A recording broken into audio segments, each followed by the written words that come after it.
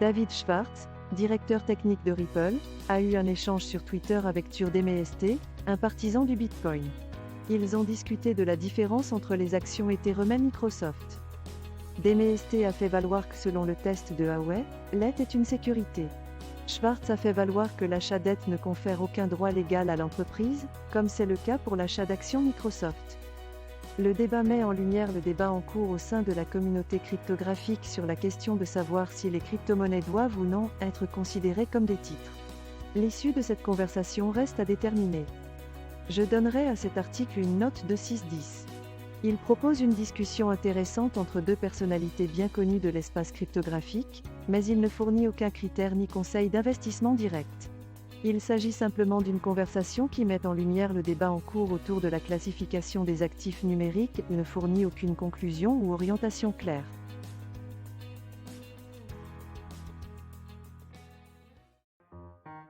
LocalBitcoin, un échange cryptographique peer-to-peer basé à Helsinki fondé par Jeremias Kanga en 2012, a annoncé son intention de réduire ses services. Cela est dû à la pression financière. Il s'agit d'une perte importante pour le secteur, car l'entreprise jouait un rôle clé dans l'économie circulaire du Bitcoin. Il permettait aux utilisateurs d'effectuer des transactions avec leurs pairs, en conservant des pièces sous séquestre. Elle a facturé une prime pour le BTC dans les régions soumises à un contrôle des capitaux, à une instabilité économique et à un isolement financier. Dans des pays comme le Venezuela, c'est la principale raison de l'utilisation généralisée du Bitcoin entre 2017 et 2019. Malgré cela, l'entreprise a été soumise à des pressions politiques et à des réglementations. Cela était dû à l'absence de procédures d'identification et au manque de support pour les autres cryptos. Ceci, associé à une interface utilisateur simplifiée, a probablement contribué à son déclin.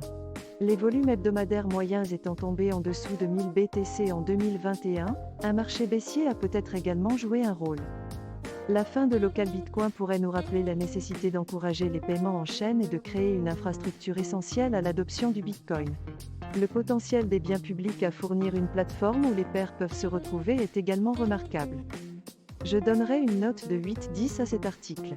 Il fournit un aperçu complet de l'essor et de la baisse de LocalBitcoin, examine les implications pour l'industrie du Bitcoin et envisage l'avenir en termes de recherche de solutions garantissant la durabilité des services peer-to-peer. Il est bien documenté et fournit une analyse réfléchie et équilibrée des problèmes à l'étude.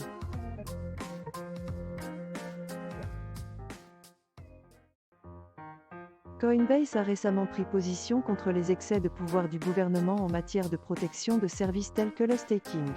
Cela a suscité des critiques de la part de la communauté pour ne pas soutenir le XRP. Cela fait suite à la radiation de la crypto-monnaie par la bourse en 2020 en réponse à une action en justice intentée par la SEC contre Ripple. Malgré la bataille juridique en cours, le XRP reste l'une des principales crypto-monnaies avec une capitalisation boursière de près de 20 milliards de dollars.